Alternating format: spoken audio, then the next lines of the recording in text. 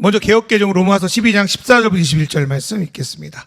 너희를 박해하는 자를 축복하라. 축복하고 저주하지 말라. 즐거워하는 자들과 함께 즐거워하고 우는 자들과 함께 울라. 서로 마음을 같이하며 높은 데 마음을 두지 말고 도리어 낮은 데 처하며 스스로 지혜 있는 채 하지 말라. 아무에게도 악을 악으로 갚지 말고 모든 사람 앞에서 선한 일을 도모하라. 할 수 있거든 너희로서는 모든 사람과 더불어 화목하라. 내 사랑하는 자들아, 너희가 친히 원수를 갚지 말고 하나님의 진노하심에 맡기라. 기록되었으되 원수 갚은 것이 내게 있으니 내가 갚으리라고 주께서 말씀하시느니라. 내 원수가 줄이거든 먹이고 목마르거든 마시게 하라. 그리함으로 내가 숯불을 그 머리에 쌓아놓으리라. 악에게 지지 말고 선으로 악을 이기라. 오늘은 좀 혐오에 대한 주제를 말씀을 좀 드리려고 합니다. 그냥 제 어떤 느낌인데, 제가 학생 때, 대학생 때만 하더라도 새로운 사상들이나 생각들을 이렇게 받아들이는 것이 좀 뭔가 좀 멋져 보이기도 하고, 그것이 좀 점점 대세가 되는 그런 기류 속에서 공부했던 것 같아요. 그래서 미국에서 이런 또 학문이 나왔다. 유럽에서 이런 학문이 나왔다.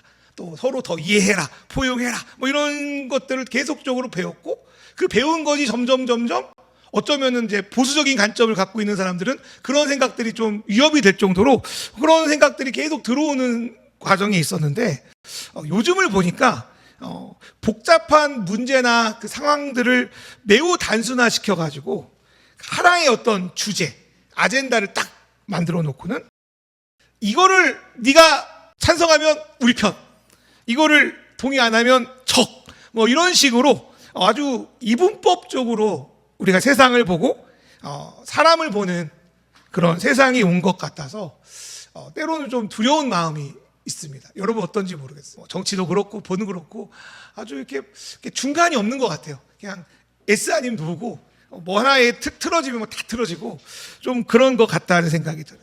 정치, 경제, 사회, 문화, 요즘 얘기되는 세대 간의 갈등, 성별 간의 갈등, 그렇게 어떤 주제가 하나 딱 틀리면 아주 첨예하게 대립하는 모습들을 봅니다. 기술이 발전하고 AI가 우리 삶에 들어오면서 요즘에 AI 이런 걸로 그 잉여 세수가 생기면 나누냐 어쩌냐 이런 얘기도 있고, 점점 노동의 가치가 떨어지고 소득을 어떻게 할지 이런 이야기들이 나오는 이 시대 가운데도 어떤 면에서는 예전보다 더 야만적인 어떤 그런 아주 극도의 대립들이 우리 안에 생겨나는 것 같습니다. 왜 그럴까? 무엇이 문제일까?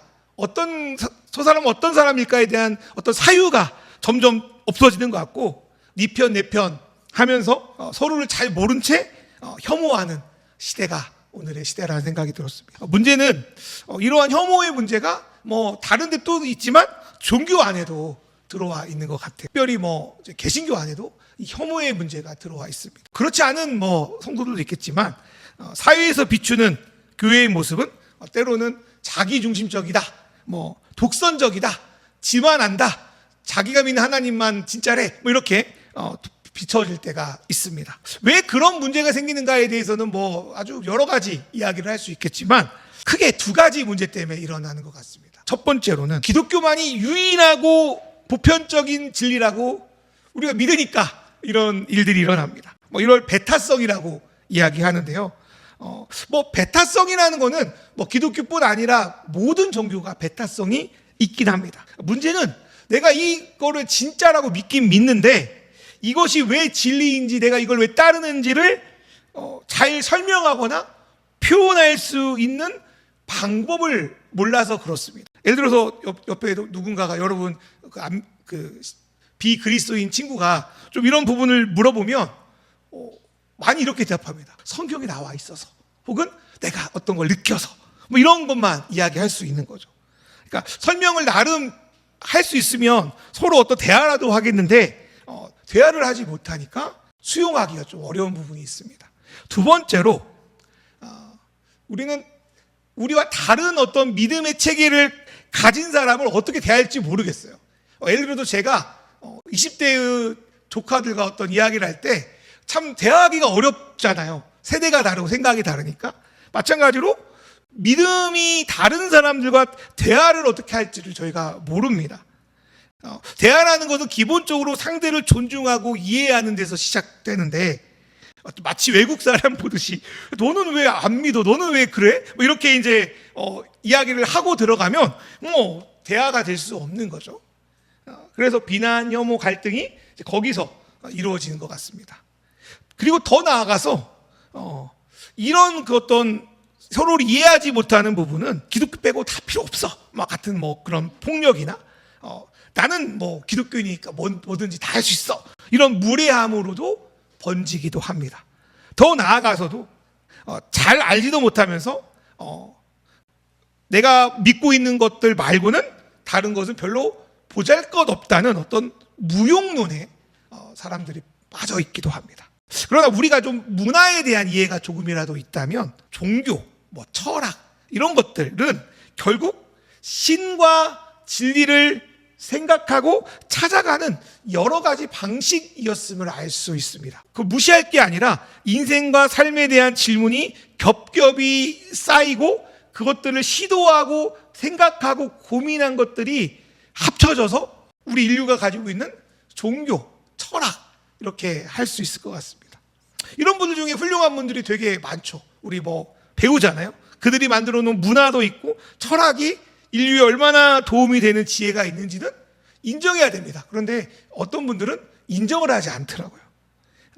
성경 말씀을 보니까요. 성경에서 마태복음 5장인데 남에게 대접받고 싶은 대로 남을 대접하라고 예수님이 말씀하셨습니다. 그럼 황금률이라고 합니다.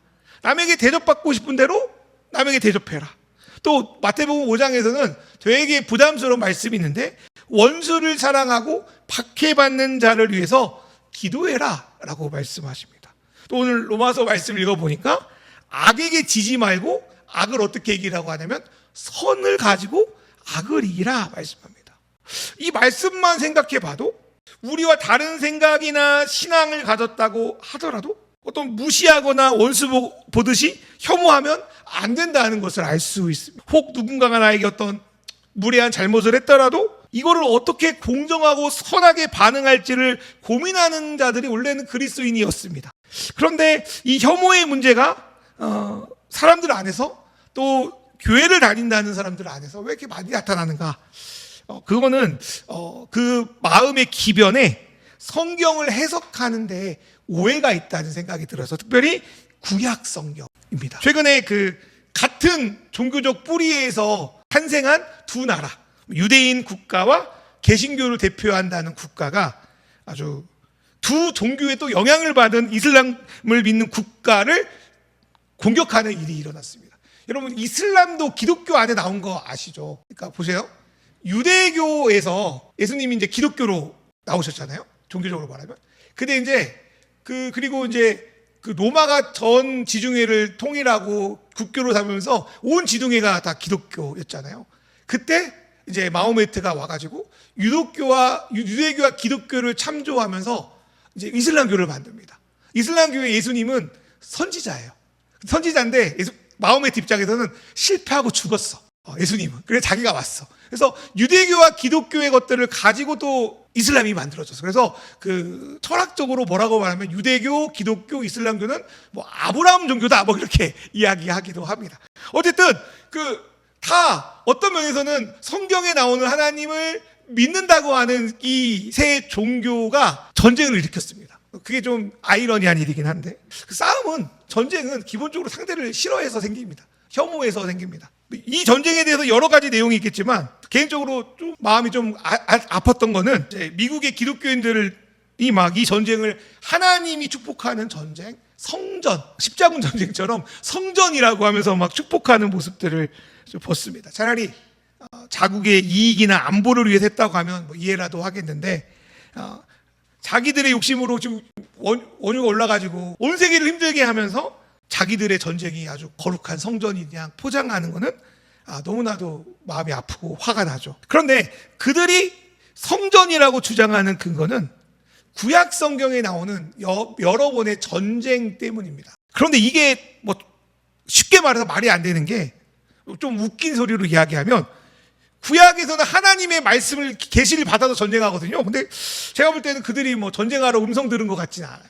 그것부터 좀 틀린 것 같고, 두 번째로 구약 시대에 벌어졌던 그 전쟁의 상황과 오늘의 전쟁의 상황이 무려 한 3,000년, 4,000년이 떨어져 있는 상황입니다. 3,000년, 4,000년이라면 여러분 생각이 됩니다. 그거의 차이를 생각하지 않고 바로 갖고 와가지고 오늘날 그거를 뒤밀고 이 전쟁이 정당하다고 하는 거는 너무나도 무리가 있죠. 아무리 좋은 문장이라도 전체가 아닌 일부만 딱 끄집어 와가지고 써버리면 얼마나 그 문장이 오용될 수 있는지 우리가 알잖아요.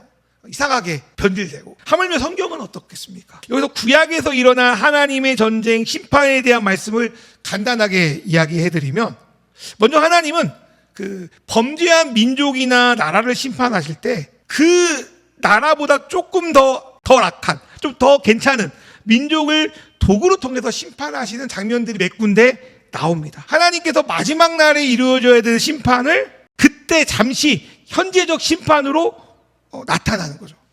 그런데 그 심판을 받는 이유를 성경에서 보니까 단순히 하나님을 안 믿었다 그런 이유도 있겠지. 그게 아니라 예수께서 16절 49절에도 말씀도 그렇지만 하나님은 이들을 심판하는 이유는 자기는 배부르면서 많은 걸 가지고 있으면서 가난한 자를 돕지 않고 오히려 이들을 착취한 것에 대해서 심판하신다고 말씀하십니다. 그리고 그러한 죄를 이스라엘 백성이 짓고 돌이키지 않을 때 하나님은 오래 참으시긴 하지만 자기의 백성이 이스라엘도 똑같은 기준으로 심판하셨습니다. 그러니까 안 맞는 거라는 거죠. 오늘날 하나님의 이름으로 수행하는 전쟁이 성경에서 말하는 하나님의 전쟁과 다르다는 겁니다. 네 번째로, 우리가 기독교잖아요. 우리 유대교 아니잖아요. 우리는 구약만 믿는 게 아니라 신약도 믿잖아요. 예수님이 오심으로 전쟁의 의미가 좀 달라집니다. 예수님은 하나님이 자기를 통해 모든 사람을 구원하셨다고 말씀합니다. 예수님이 말씀하신 구원은 하나님과 인간이 관계를 회복하고 그 안에서 평화를 누리는 것이 예수님이 하신 일이라고 말합니다. 그런데 그 구원의 방식은 그 당시 왕이나 국가가 생각하는 것과 차이가 있습니다. 여러분 그 공부할 때나 뭐 시사 상식 배울 때 팍스 로마나라는 말 들어봤습니까? 이게 라틴어 건데 팍스 평화, 로마에 의한 평화라는 뜻입니다. 이거를 이제 미국 애들이 팍스 아메리카라고 이야기합니다. 제국에 의한, 힘에 의한 평화. 그래서 요즘에 이제 미국 중심주의의 그 세계 평화가 이제 깨어진다 뭐 이런 이야기를 할 때 팍스 아메리카가 깨진다 이런 이야기를 하는데, 로마를 위해서 이루어진 평화는 어떤 말이냐면 강력한 군사력과 힘으로 주변의 적대 세력, 혐오 세력을 다 물리쳤을 때 생겨나는 평화를 팍스 로마나라고 합니다. 그러나 예수님이 주시는 평화는 자기 목숨을 십자가 위에서 내어줌으로 이루어지는 평화입니다. 완전 성격이 다른 평화죠. 그래서 평화를 이루어가는데 다른 사람을 공격한 게 아니라 자기의 생명을 줬다고 주장하는 게 기독교의 믿음입니다. 그래서 마태복음 5장 39절 말씀 보니까 예수님 이런 말씀 하시잖아요. 야, 악한 사람에게 맞서지 봐. 누가 네 오른쪽 뺨을 치면 오른쪽 뺨을 치면 왼쪽 뺨을 치라까지 말씀하십니다. 그리고 기독교는 예수님의 부활 자체가 세상과 악에 대한 승리라고 말합니다. 승리를 이미 했는데 누군가하고 싸울 필요가 없잖아요. 그런 의미에서 싸우지 말라고 하는 것도 있습니다. 예수님은 자기를 혐오하고 미워하는 사람들이 있다면 눈에는 눈, 이에는 이, 그렇게 하지 말고 오늘 말씀처럼 선으로 악을 이기는 싸움을 하라고 말씀합니다. 이런 가르침에 따라서 뭐 빅폭력주의, 반전주의, 평화주의 이런 것들이 기독교 바운더리 안에서 등장합니다. 실제 그 역사를 보면요, 예수님이 승천하시고 난 1세기부터 3세기까지 기독교 안에서 전쟁을 옹호하는 글이나 전쟁을 하라는 내용이 하나도 없습니다. 로마로 기독교가 편입되면서 이제 국가 종교가 되면서 이제 전쟁의 이야기를 하게 되는데요. 그러나 신앙을 개인적으로 믿는 입장과 국가를 지키는 입장에서 차이가 있습니다. 무고하게 다른 나라를 자기의 이익을 위해서 점령하고 죽이는 것은 기독교 신앙으로서 있을 수 없는 일입니다. 그러나 우리의 의도와 다르게 외부의 적이 우리를 침략해 왔을 때 어떻게 대응해야 되는가? 아무런 저항 없이 멸망을 받아들여야 되는가? 여기는 문제가 있습니다. 내가 아무리 선하게 사람들을 대하려고 해도 그 사람들이 설득되지 않고 계속 이야기하고 선을 베풀어도 계속 모함하고 넘어뜨리려고 할 때 있지 않습니까? 그럴 때 우리는 어떻게 해야 되는가? 그들의 악의를 그냥 받고만 있어야 되는가? 예수님처럼 계속 죽어야 되는가? 고민이 되는 거예요. 그래서 기독교에서 나온 개념이 뭐냐면 정당한 전쟁이라는 개념입니다. 이러한 방식은 이유가 있어야 되고 합법적인 절차를 거쳐야 되고 마지막에는 어쩔 수 없는 수단으로서 이 방식을 사용해야 된다고 합니다. 우리가 왜 이런 복잡한 방식을 거쳐야 되냐면 어찌하다가 예수님의 가르침에 위배될 수 있기 때문입니다. 예수님은 원수를 사랑하고 박해받는 자를 하는 자를 위해 기도하라고 하셨기 때문에 정당방위 차원에서 차악을 허용하는 거지, 누군가가 나를 공격했다고 그냥 2배로 3배로 갚아주는 거는 기독교적인 어떤 윤리가 아니라는 거예요. 대표적인 예를 들면 그 독일의 신학자였던 디트리니 본 회퍼라는 사람이 있습니다. 이 사람은 원래 평화주의였어요. 성경 보니까 원수를 사랑하라고 했네, 싸우면 안 되겠네, 이런 평화주의자였어요. 근데 이제 독일에 여러분 알다시피 나치가 준동하고 막 유대인들 막 죽이고 온 유럽에 전쟁을 수행하니까 아주 독일이 문제가 되기 시작했고, 그 다음에 그 당시 독일 대부분의 교회들이 교회 나치에 영합해서 히틀러 편을 들어줍니다. 이렇게 교회가 히틀러가 하나님 보내신 메시아입니다, 뭐 이렇게 이제 선언해 주신 거죠. 한 거죠. 그때 이제 보네퍼라는 사람은 미국으로 망명할 기회가 있었습니다. 망명할 수 있었어요. 근데 이 사람은 또 나라를 사랑해서인지 독일로 입국합니다. 그리고 자기가 독일을 위해서 할 일을 찾는데 할 일이 없는 거야. 독일 교회들 다 나치에 넘어갔고 할 수 없는 상황이고, 그러다가 결국 그가 결정한 일이 뭐였냐면 히틀러 암살하는데 이 목사님이자 신학자인 이분이 동참합니다. 그 2008년에 톰 크루즈가 주연한 영화가 있는데 작전명 발키리라는 영화입니다. 히틀러가 지나가는 동선에다가 폭탄을 놓고 이렇게 빵 터져야 되는데 그거를 잘못 이제 놓았나 봐요. 잘못 놓아가지고 이제 암살에 실패한 거죠. 그때 가담한 사람이 본 회퍼였습니다. 그 사람은 이제 엄청 고뇌했습니다. 자기가 배운 성경 말씀은 평화인데 이 거대한 악이 독일뿐 아니라 온 유럽을 아주 악의 구렁텅이로 몰아넣고 있는 상태에 너무 절망했습니다. 그런데 고뇌했는데 그는 자기가 히틀러를 암살하려고 했다는 것 자체가 죄가 아니다, 나 괜찮아, 결코 그렇게 말할 수가 없었습니다. 그는 이거 죄 맞아, 이거 죄 맞는데 그냥 나중에 하나님 앞에 가서 하나님께 이 저지른 일을 심판받겠다, 그렇게 결정하고, 많이 들어봤을 것 같긴 한데 미친 사람에게는 운전대를 맡길 수 없다, 그 유명한 말을 남기고 독일 항복 며칠 전에 이제 형장의 이슬로 사라집니다. 제가 여기서 좀 말씀드리고 싶은 거는, 첫 번째로 기독교인은 기본적으로 예수님께서 모든 혐오와 미움과 아픔에 대해서 십자가 위에서 대신 갚았기 때문에 우리 삶에서 누군가를 혐오하거나 미워하지 말라고 말합니다. 그러나 일상에서 복잡하게 벌어진 여러 가지 이러한 일들에 대해서는 하나님과 사람 앞에서 신중하게 결정해야 됩니다. 또한 한 주제나 기사, 어떤 성향을 가지고 그 사람의 전부를 판단하고 난도질하는 것은 기독교인으로서 올바른 자세는 아닙니다. 우리가 뭔가를 결정하는 것은 다 다를 수 있습니다. 또 각자 역할이 다릅니다. 그러나 그럼에도 잊지 말아야 될 것은 하나님께서는 전쟁을 즐겨 하시거나 원하시는 분이 아니라는 겁니다. 에스겔서 18장 3절 말씀에도 하나님은 악인을 심판하려고 하시지만 악인이 죽는 것을 조금이라도 기뻐하지 않는다 라고 말씀하십니다. 하나님은 죄인을 심판하는 분이긴 하지만 죄인을 심판하는 것을 기뻐하는 분은 아닙니다. 그렇게 우리는 누군가를 싫어하거나 혐오할 수 있습니다. 여러분, 제가 말씀드렸을 수도 있는 혐오라는 정의를 예전에 내가 잘못 알았더라고요.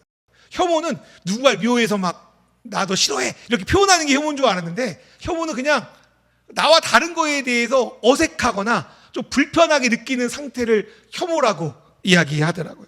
우리는 누군가를 다 혐오할 수 있습니다. 회사 안에도 혐오할 수 있어요. 혐오란 단어가 너무 무섭긴 한데 그렇습니다. 그러나 이거를 어떻게 다뤄야 될지는 참 많은 고민이 필요한 것 같습니다.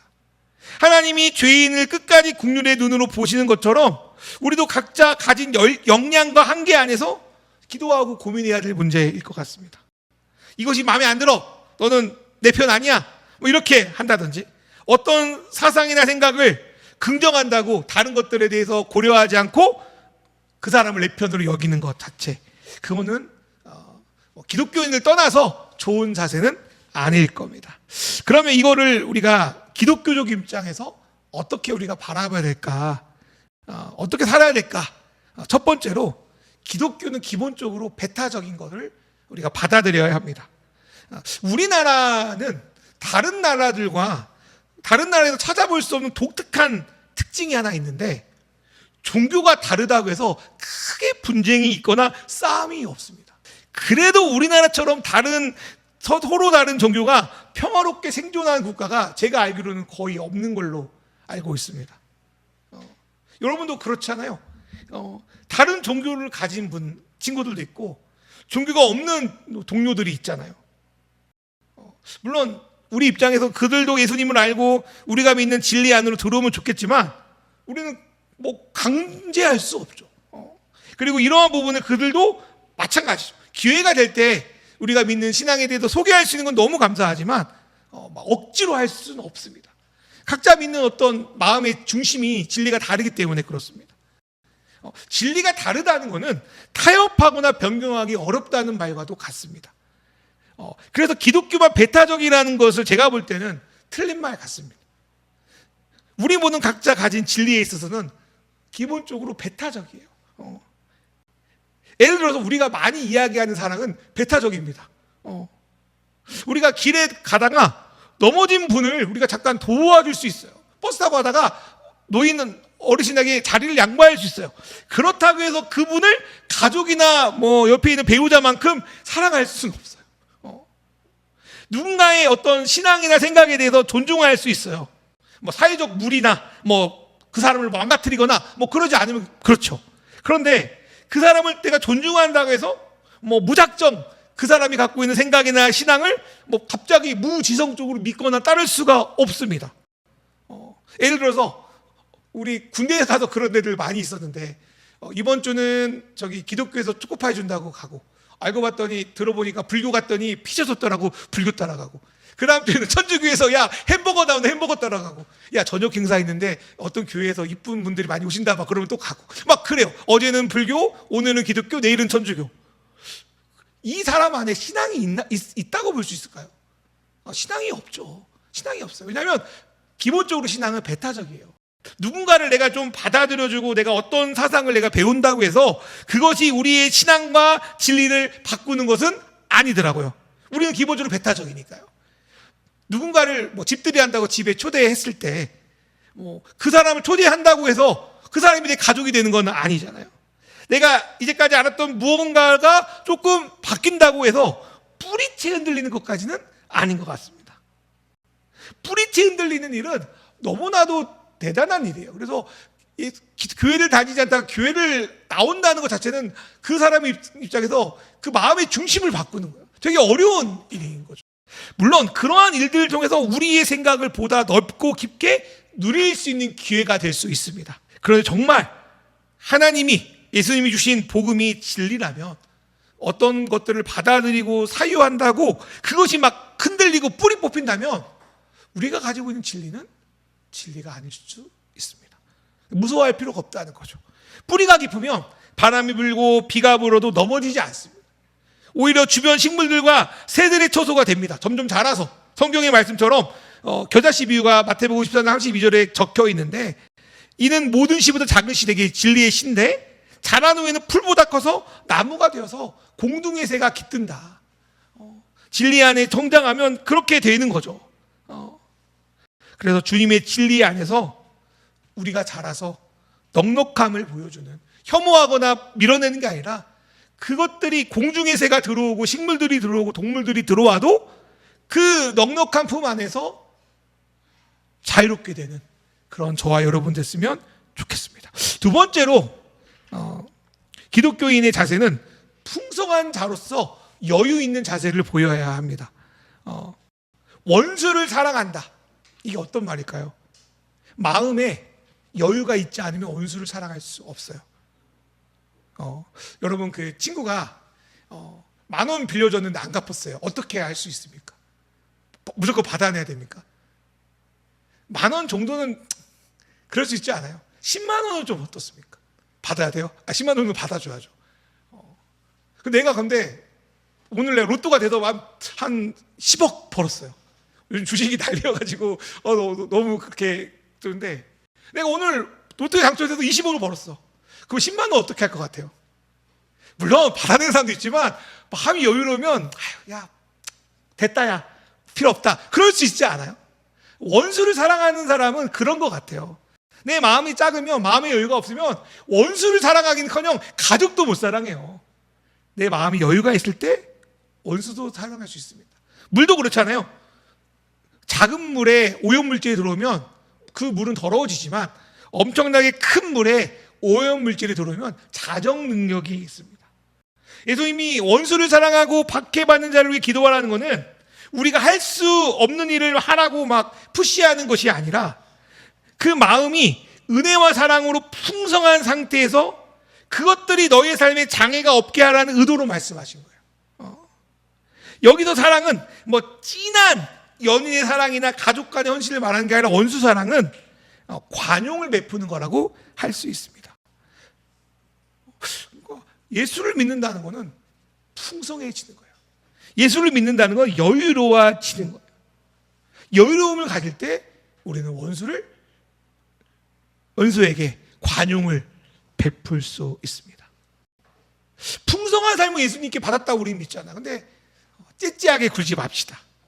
우리가 받은 진리가 우리를 정말 자유롭고 행복하게 한다면서 우리에게 들어온 안 좋은 것들을 우리가 스스로 자정하지 못해서 왜 이렇게 우리가 소갈이 하는지 모르겠어. 저를 포함해서. 여러분과 저는 풍성한 사랑을 받았다고 믿잖아요.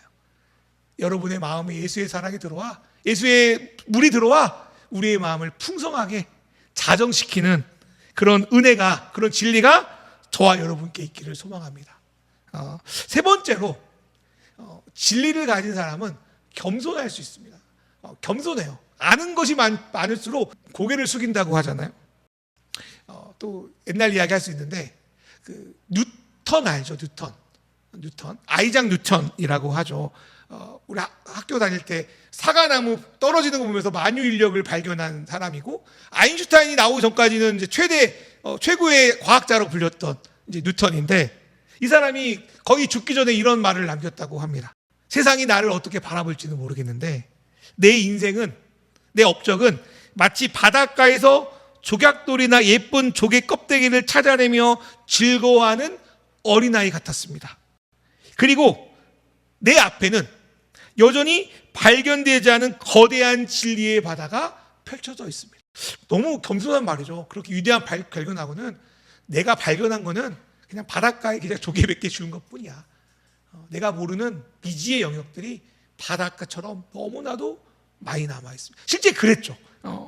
저는 이 뉴턴의 말이 진리를 가지고 있다는 사람이 취해야 되는 가장 올바른 태도 중에 하나가 아닐까 생각이 들었습니다. 제가 예전에 이런 말을 들은 적이 있어요. 세상에서 가장 무서운 사람은 한 문장만 외우고 한 책만 본 사람이라고. 들어본 적 있어요?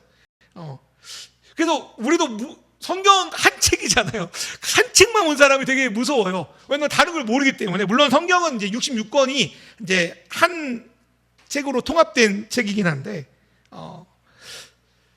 내가 책의 한 문장만 알고 모든 것을 다 안다고 할 수 없습니다. 책을 한 권만 보고 모든 것을 다 안다고 자부할 수 없습니다. 저도 전도사 생활까지 하면 목회한 이제 이 영역에 들어온 지가 꽤 되는데 잘 모르겠습니다. 알면 알수록 모르겠습니다. 그래서 때론 지나치게 뭔가를 확신하는 사람은 조심할 필요가 있습니다.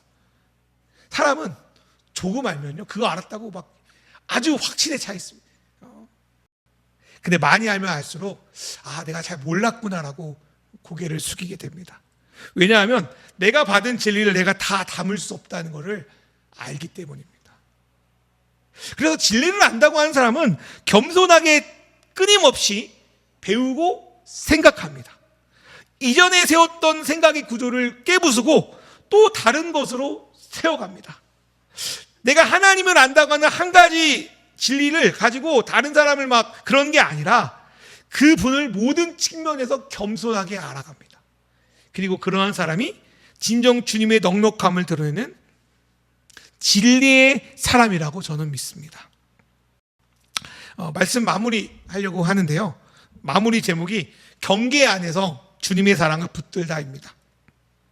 최근에 경계를 살다라는 책을 제가 봤어요. 우리는 많은 거를 안다고 하지만 실제로 잘 모릅니다. 그래서 하나님과의 관계도 그렇고 사람과의 관계도 그렇고 세상과의 관계도 그렇고 우리는 회색지대를 두는 것이 필요합니다. 성경에서 낯선 나그네를 환영하라는 구절이 많거든요. 낯선 나그네를 환영하는 것도 어쩌면 그 회색의 경계 아래에 있는 거예요. 모르는 사람을 만나는 것도 마찬가지고, 모르는 학문, 모르는 진리, 모르는 신앙을 만나는 것도 비슷합니다. 낯설다는 건요, 기본적으로 혐오할 가능성이 높습니다. 모르니까. 사람들은 미지의 영역에 대해서 기본적으로 두려움이 있습니다. 그런데 이쪽도 아니고 저쪽도 아닌 경계 안에 우리가 머물 때 혐오가 점점 서로를 향한 이해로 나아갈 수 있고, 그 경계의 시간을 계속 지내다 보면 밤이었던 마음이 점점 어느 순간 아침이 될 수 있습니다. 우리가 그 지도를 보면 나라와 나라 국경이 아주 칼로 자르는 딱딱딱딱 되어 있잖아요. 선 그어 있잖아요. 근데 실제로는 그렇지 않습니다. 대부분 애매한 영역이 있습니다. 여러분, 깜깜한 밤이 지나고 새벽이 될 때 애매하잖아요. 색깔이 밤도 아니고 낮도 아니고. 그리고 전등 딱 형광등 켜지는 것처럼 딱 켜지는 게 아니라 밤에서 낮이 바뀌고 낮에서 밤이 바뀌는 거는 좀 애매한 빛에 머물 때가 있습니다. 그게 경계죠. 어떤 분들은 그 애매함을 싫어합니다. 특별히 믿음이 깊고 오래된 사람들이 더 그런 것 같아요. 그런데 우리 안에 회색지대가 있을 때 우리는 다른 사람에 대한 혐오나 편견과 오해를 줄이고 그 회색지대를 통해서 받아들일 수 있는 기회가 생긴다는 생각이 들었습니다. 그리고 그 안개 낀 회색지대를 걸어갈 때 우리 기독교인이 필요한 거는 주님의 말씀입니다. 우리 시편 119편 105절 말씀을 제가 보니까 주의 말씀은 내 발의 등불이고 내 길의 빛이다. 이 말씀을 보면요, 이 어두운 밤에 어떤 순례자가 밤길을 걸어요. 근데 너무 어두워가지고 자기가 가진 등불이 무슨 자동차 헤드라이트처럼 앞을 비추는 게 아니라 겨우 자기 발밑을 비추는 거예요. 오늘 말씀 보니까 우리가 걸어가는 길이 그와 같다는 겁니다. 앞이 잘 보이지 않는 그 안개 낀 상황에서 주님의 말씀 등불 삼아서 내가 걸어갈 한 발의 이치를 보는 것, 그게 회색지대를 걷는 우리의 모습인 것 같습니다. 우리는 회색지대를 참 많이 걸어갑니다. 신앙도 그렇고 사람들과 관계도 그렇고 그렇습니다. 어떤지 모르겠어요. 물론 서로가 확실히 이해되는 영역이 있지만 어떤 부분은 회색지대로 놓아둬야 됩니다. 그리고 주님의 말씀이 시편 119편처럼 그 회색지대에서 내 발의 등불이 되어주고 내 길의 빛이 되어달라고 겸손하게 기도하고 나아가야 될 것 같습니다. 근데 주님이 저와 여러분의 등불 되셔서 그 길을 걸어갈 때 그 애매한 시간, 경계의 시간이 단지 힘들고 모호한 순간이 아니라 우리를 만들고 점점 바꾸고 이해하고 받아들이는 시간이 되어갈 줄 믿습니다. 여러분, 하나님과 관계에서 회색지대가 있지 않아요? 이해가 도무지 안 되는, 남녀 간의 사이도 어느 부분으로 도저히 이해가 안 되는 회색지대가 있습니다. 내 인생도 도저히 풀리지 않는 애매한 회색지대가 있습니다. 회색지대가 있다는 건 결국 내가 내 영역으로 할 수 없는 하나님의 영역이 있다는 것과 같습니다. 회색지대를 좀 걸어갑시다.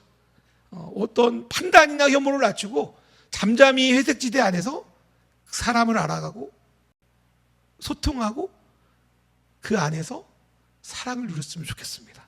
그럴 때 어느 순간 내가 계속 한밤중인 줄 알았더니 어느 순간 아침이 밝아오고 뜨거운 낮만 있는 줄 알았더니 어느 순간 선선한 밤이 찾아오는, 그래서 경계에 머무는 것뿐 아니라 경계를 넘어갈 수 있는 그런 순간을 넉넉하게 누려가는 저와 여러분 되기를 주님의 이름으로 축원합니다.